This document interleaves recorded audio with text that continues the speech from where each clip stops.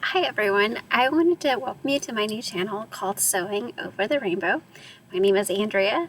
I'm a huge Wizard of Oz fan, so when I was trying to think of a name for my channel, like that just, actually my mom came up with it. I was thinking the Wizard of Sews, but my mom said Sewing Over the Rainbow, so thank you Mom for that. But I just wanted to share with you different things that I'm learning as I'm, just in my sewing journey and things that's helped me. So today's topic is about making your own, like taking your digital PDF patterns. And I found a way for me, that works to print them at home. But it also could help you, maybe somebody who doesn't print them at home, to be able to send them off to a printer and have it be a little bit easier for you. So here is what I have found. Like before, I have printed them at home and I've had to tape them. We've all done that, tape them all together. And that's takes forever. And if I'm a Patreon member for Gertie with Charm Patterns, and she gives us a pattern every month. And so whenever I get a pattern every month, sometimes I haven't even printed out some of them, and I see everybody on Facebook just sharing their makes, and it's like, oh my gosh, I haven't even taken or had the time to tape my pattern together. And then after you tape it together, you still have to cut it out. And so I just kept thinking, oh, there's got to be a way to make it easier. And I was thinking about sending it off to a PDF printer, but I don't know. I hate to wait. I'm like a very now person. I guess we are so used to having have it now society, but I don't like to wait, and I like to be able to do everything myself. That's just kind of my curse. I don't know if it's a blessing or a curse, but I see a thing on Pinterest or something, and I could order it off of Etsy, but I want to make it myself. So that's kind of the position that led me to this. And I figured out I have a vinyl cutter. I used to have a Cricut, but when I was going to upgrade my Cricut, I was thinking about getting the newer one. I was thinking about switching to Silhouette. And I use mine for work. And so I found out that really it was not that much more to get an industrial or a commercial vinyl cutter / plotter. Whatever, they go by different names, but they're all the same thing, a vinyl cutter. And when I was looking, I got mine from US Cutter. I have the CS2, but I got that because it was a little bit more mid-range of the cutters that they have, because I wanted to be able to do contour cutting. Now they had some above mine that had a little laser contour cutter. Mine you have to kind of line up with a little dot. They have some that do it automatically, but mine, you have to do a little bit of getting your blade over there in the position. But that's just giving everybody an idea. If you don't have a vinyl cutter yet and you're wanting to get one, you can get one that's a commercial type, and they're really not that much more than the domestic craft ones like Cricut or Silhouette. And it just depends on what features you want, because they have some really base model features. And yeah, so here's what I'm building my clock here. Here's what I figured out that I could do. I could take my blade out, and everybody who has a cutter already probably knows you can do this. Most of them have the feature. You can take your blade out. This is your blade that cuts your vinyl or whatever material you're putting in it.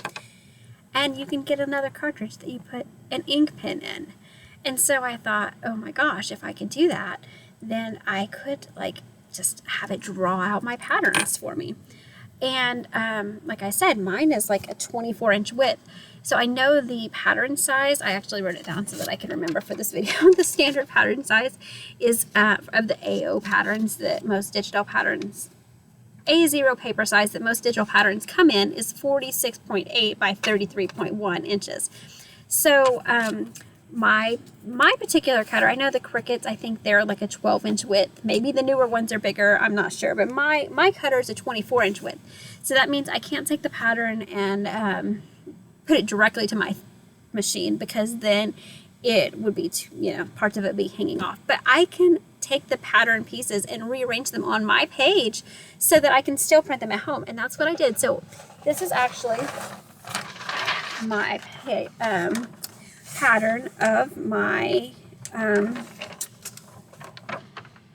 picnic top. This is from Gertie, one of her Patreon patterns that we got as part of our monthly subscription.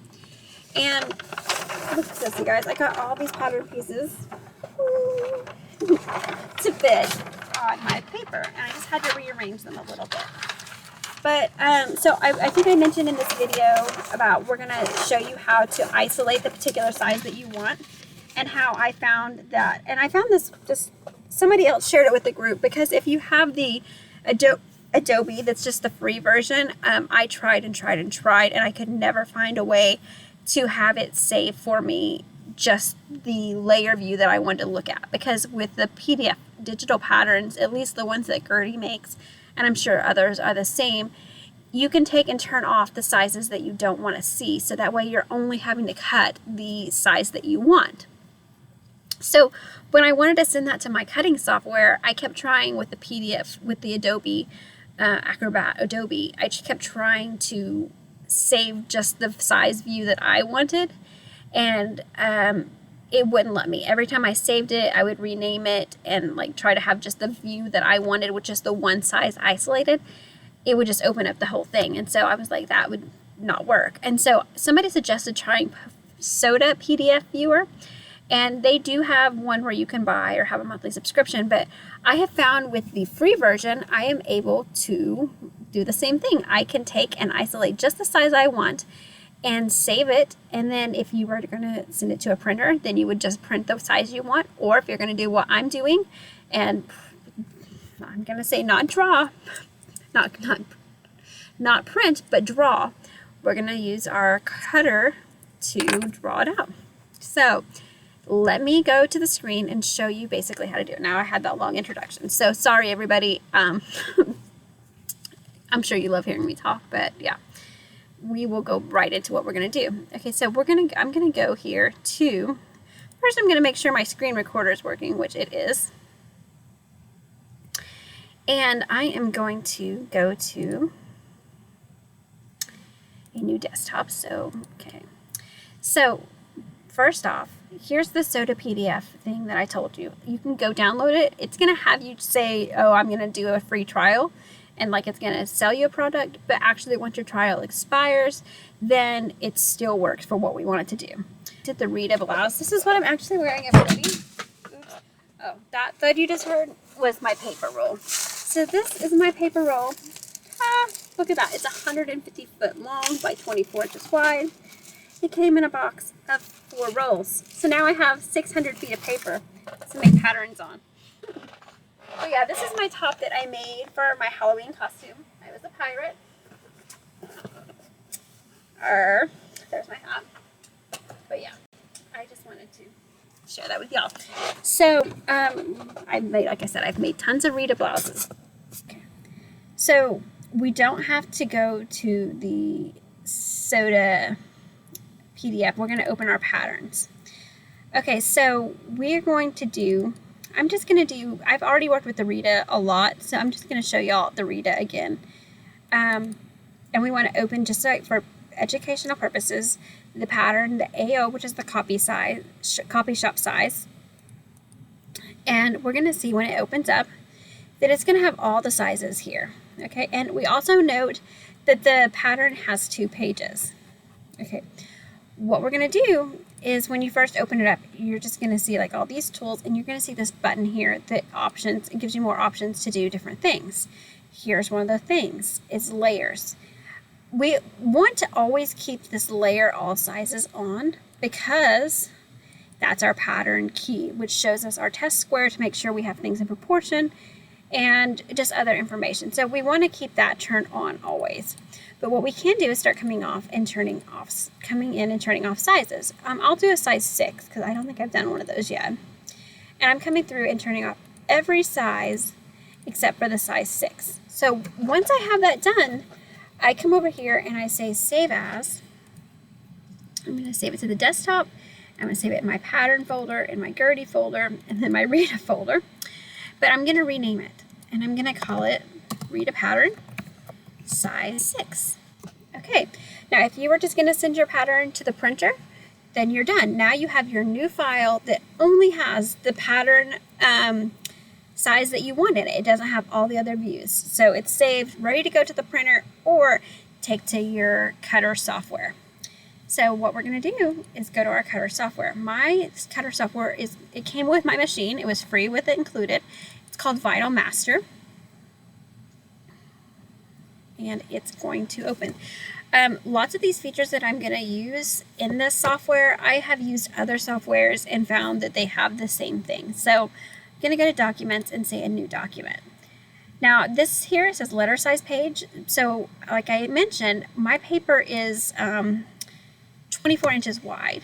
So I'm going to change that. And then I'm not sure how long we're going to need. We're going to try to squeeze our pattern pieces in there as tight as we can. So I'm just going to guess like 48. I know it's probably not going to be that long. Okay, then here's the next thing. We want to bring in our PDF file. So I'm going to import, and I'm going to import Rita size 6. Now remember when we were making this, we've seen that it had 2 pages. You can only import 1 page at a time. So I'm going to say accept. So now this is like the actual size of that pattern. So you see that it's going to overlap a little bit, but I'm just going to drop it here on my page.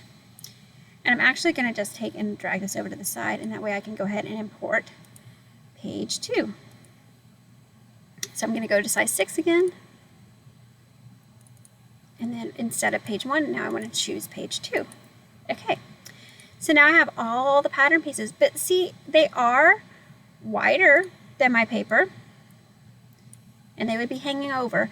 But look at all the space that we have between. Plus, there's something else. Gertie's patterns come in so many different sizes, versatile to fit everybody. So like, see, this is like FG cup. We don't, and this is BC cups. I think there's like 4 or 5 cups that her patterns come in, and we don't need all those. So we're going to be able, in the process as we go through this, to delete some of those cup sizes. But here's what we got to do. As you can see, as it's imported, all these pattern pieces are moving together. So all the programs I've worked with let us ungroup the pattern pieces. So that's what we're going to do next. I'm going to just work with 1 page at a time, ungrouping these pattern pieces, and I will show you how to do it. So in my software, I right click, and there's ungroup and there's ungroup all. If you ungroup, it's going to take things that it thinks belongs together and keep it kind of grouped together. But if you click ungroup all, it's going to make every line, every little letter, every character in this piece or object or drawing as a separate thing. So I'm going to say ungroup all, because that way we can keep working with things. But here's the thing that I want to warn everybody of, because when you're doing this, we're going to have to come back and group the pieces of the pattern, because everything in this is ungrouped. So if I took this little notch here, I can move it there. If I took even this, like part of this line for the fold line is going to move. So what I want to do, I'm going to undo that and put those back where they belong. Now that we have everything, like all the pattern pieces on the page ungrouped, we want to come back and make sure that all the pieces of the pattern piece stay grouped together. So I'm just coming through and drawing a window around this, and I am saying group. So now that locks everything back that's within the area that I got. That locks everything back together, so that when I move this, it's moving the whole thing. Even if I come click here, it's still moving the whole thing. So we want to do that for all the pattern pieces. But as we are going, if we see that there's a pattern piece that we don't need, like a cup size that we don't need, we can just delete it at that point and just save ourselves that step. Okay, so this is the sleeve. I'm going to group so that way all the markings and notches for that pattern piece stay together. Okay, so now our next pattern piece is the FG cup. I don't need the FG cup, so I'm just going to select that and delete it. Okay, and then I'm going to, this is a piece that I need for it, and no matter what size you make, so I'm going to say group so that everything stays grouped together. And then the same thing here. I'm going to say group and make sure everything stays grouped together. Now here's something else I want to point out. You know, whenever you're printing something, especially like these patterns, you want to make sure that they're staying in ratio. Mine automatically, whenever I load it, it stays to the right ratio. But just to double check that, since I have everything ungrouped, it's going to let me click this little square, and it's going to give me the properties of that square. So it tells me that that square is 1 by 1 inch. So I don't even have to draw this out to make sure everything's in ratio. I know when I'm working with it that it is. This will save me a spot on the paper that's free, and also time of drawing it out. So since I double checked and made sure my ratio is correct, I'm going to delete that. Okay, so everything on this page now that we have, I did this one, everything is grouped together on this page. So now we can go work on page 2. Okay, and remember, we're going to say ungroup all. And then we're going to come up here. And like I said, I know my machine, and I click that. That's just like choosing just that. Like I said, it chooses even just the little letters. But if I click the square, 1 inch by 1 inch, so I know what all this key part. If it was things that I didn't know, I would maybe keep the key. But I know what the grain line is. I know what the match point is, and I'm only printing one size, so I don't need to know all this. So I'm going to come up here and delete that. And then when we zoom in here, we see that this is the H cup, which I don't need that. But before I delete that, I'm going to show you guys something that before, okay, let's go ahead and, well, I'll show you, for example, what I was talking about, how if it's ungrouped, that we can move it, and like, look, our notches stayed in place. So make sure that before you start moving it, that you group everything back together. But I'm going to go ahead and group everything back together. But I'm going to show you, like, if I am moving this to the page to, like, put it where I want it, make sure you're grabbing the right button, because, like, if you come up here and you accidentally grab this, that's going to change the proportion of that. So then that becomes even bigger. And, you know, maybe if you're changing sizes, that might help, but in my instance, it's not. So you can, if you accidentally do that, it's no big deal.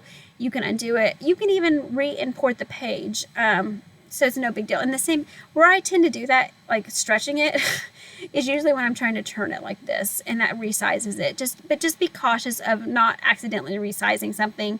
But like I said, if you do, it's not the end of the world. You could either just hit undo, or you could just re-import the file, and then, you know, you'll have another copy of that. It's this, all that you're working with and changes, like when I delete this, it's just deleting it from my workspace in my Cutter software. It's not deleting it from my actual PDF pattern. Okay, so we didn't need that one. Okay, let's see here.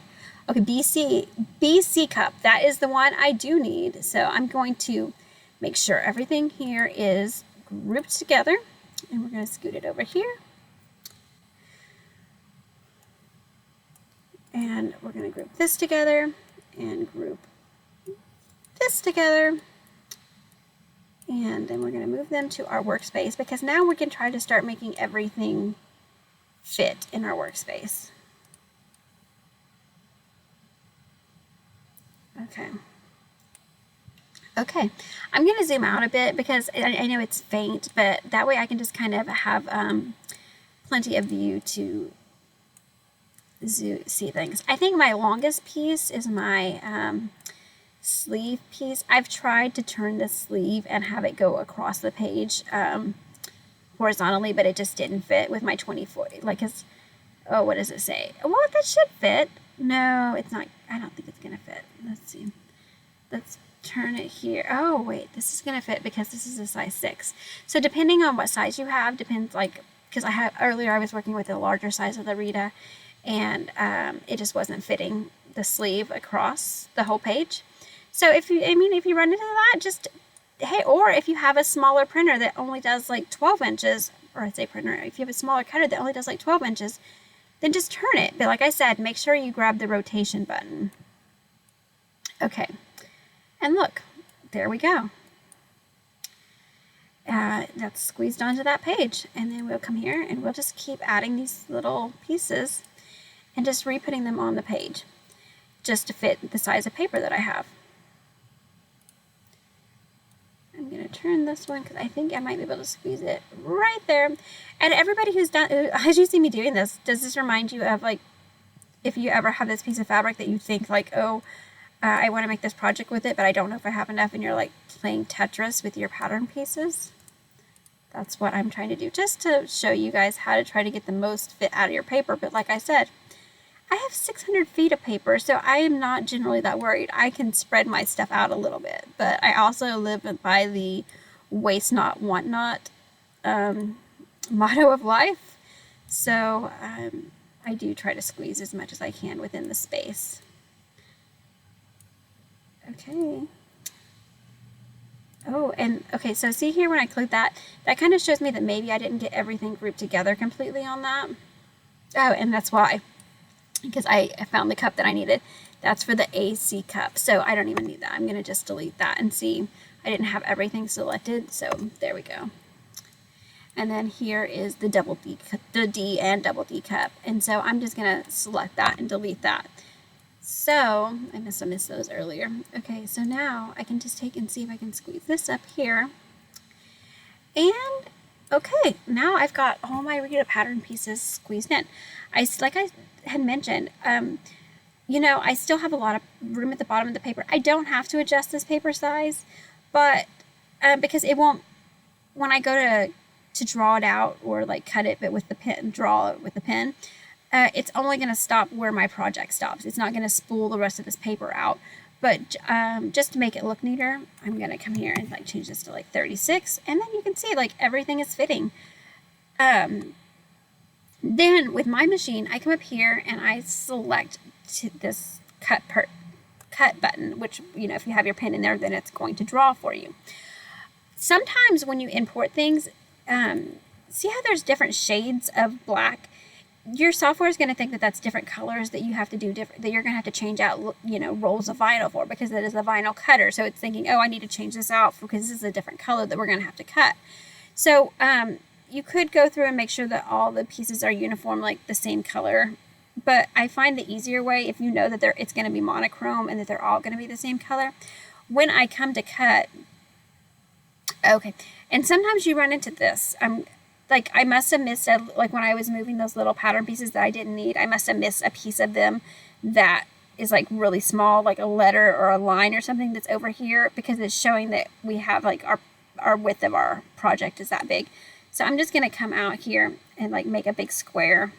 That way I can delete anything I miss. See, with like one little thing, I can delete anything I miss. And so now when we go to our cutter, it's going to show everything's fitting within the page. And so if you separate by color, it's going to show you all those different shades, and it's going to think that those different lines are different colors. But, you know, like I said, you could go through in the color thing and make sure everything is selected the same color. But the easiest way, if everything is monochrome, is just to turn off separate by color. Then make sure your pen is loaded. Different machines may have different pressure settings for a pen versus blade, but just find out what yours is, and then I hit cut now, and then it's going to start drawing out my pattern. I did turn off the volume of the machine because it can be a little loud, and then I sped it up a little bit just to show it drawing a little bit faster. When I zoomed in, I slowed it back down to normal speed, but I just didn't want to have to show a huge long video of the machine cutting. But this is definitely what it is, and then I'm going to show a clip of a picture afterward of my Rita blouse.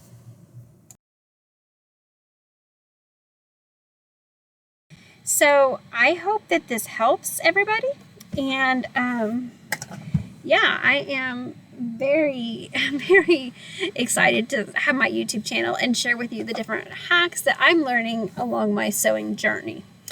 I've done several takes, so if I'm being repetitive, bear with me. I don't know if I mentioned that I went to the thrift shop the other day and I found all these vintage patterns. I'm so excited about them. Oh my gosh, look at this, you guys. And this is not even like the bag that has the oldest ones in it. Let's see. I found these bags. Okay, I'm gonna look at this. I can't wait to open this and see like what year this pattern was. I think this is even like a Barbie doll clothes pattern, but I'm not sure. We'll see, because I'll have to see if it's a size or if it's a lady's pattern. But it's very exciting. And look how big this is. I got 4 bags. And they were marked $4.98 each, but all of them were the color of the week or day or whatever, so they were all half off. So I got all these patterns, all these vintage patterns for $10. So I was pretty excited about that. So next week I'm saving these. Like, I've been wanting to tear into them, but I'm saving them to do an unboxing video, and I'm going to share with you guys what patterns I find in these bags. So please join me again for that. And like I said, my channel is new, so please subscribe and keep following me. And if you have other hacks you would like me to demonstrate, or if you want to share with me, please comment and do that. Also, I started a Facebook page to support my channel, and my Facebook page is called Sewing Over the Rainbow, and I'm just real excited. So please like, subscribe, share, and just stay tuned in. One of the other hacks that I'm going to do is, I loved like the Barbie top that was Gertie's Patreon pattern for January, I think. And but I love it. I love the silhouette of it on the waist and everything. And I love the way that the mock turtleneck works, but I just don't feel that comfortable in turtlenecks. My girls have got to breathe, and so I wanted to keep the silhouette of the shirt but turn it into a V-neck. And I know everybody's like going to be saying, you completely changed the shirt and it's not a Barbie top anymore because it doesn't have like that signature like turtleneck look, mock turtleneck look. But I've turned it to a V-neck with my pattern hacking, and I did it completely within my software and had it draw it out on the pattern, so I didn't have to do any drawing in hand. And I would love to share that with you guys. And so in 2 weeks, that's going to be the video I'm going to do, is my Barbie top, turning it from a turtleneck into a V-neck. And so please join me again for that as well. But yeah, I just really appreciate you guys watching. And if you have any comments or feedback, or positive constructive criticism, please share it with me, because I would love to keep learning and also helping other people learn this great skill and hobby of sewing. So let's keep it alive and going forever. But thank you, and stay tuned for more.